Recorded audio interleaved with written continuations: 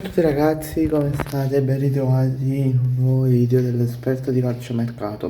Come state? Tutto bene? Se sì o no, scrivetelo qui sotto nei commenti.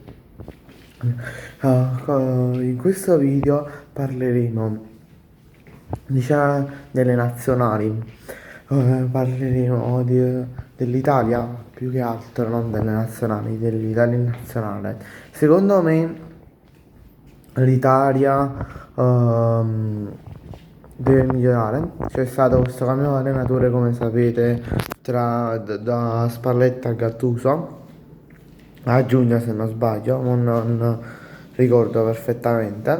E secondo me è stata una scelta più che altro sensata, perché ci voleva un cambio allenatore, ma serve anche che il presidente della nazionale, diciamo, cambi un bel po' di cose.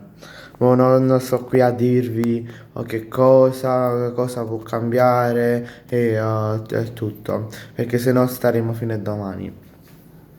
Secondo me l'Italia può, come tutti gli italiani, può sperare, speriamo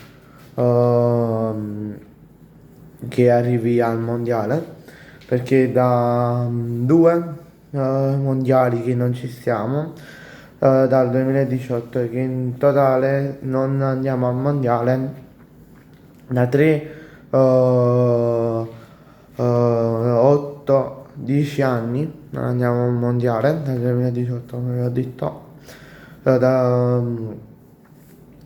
cioè vabbè no 10 anni, se non andiamo dal mondiale da un bel po' di tempo, non vorrei esagerare con gli anni. Um, L'Italia dopo questo cambio allenatore secondo me può iniziare a, a ottenere bei risultati, come già abbiamo visto con l'Israele, un 5-4, però non i 5-4 dell'Israele nella partita come l'Israele, ma dei risultati tipo un 2-0, un 3-2, un 3-1, magari dei risultati in cui le partite si possono chiudere nel primo tempo, oppure anche a inizio secondo tempo, magari un 46esimo, un 50esimo, magari stai 1-0, stai vincendo 1-0, poi a fine primo tempo vai, diciamo, vai a segnare e vai a chiudere la partita, ma anche un 2-1, però ovviamente ci devi andare a credere, devi andare a spronare i, um, i ragazzi che porti contro in nazionale.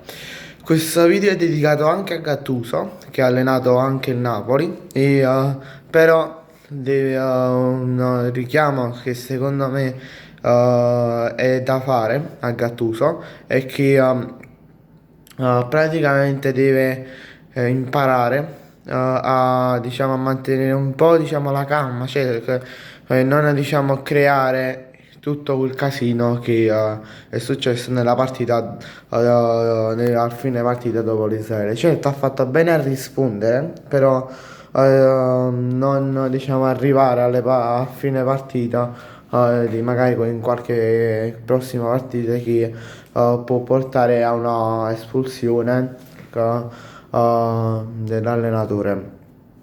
Bene ragazzi, grazie per la visione e ci vediamo in un prossimo video. Lasciate un bel like, un follow e un commento.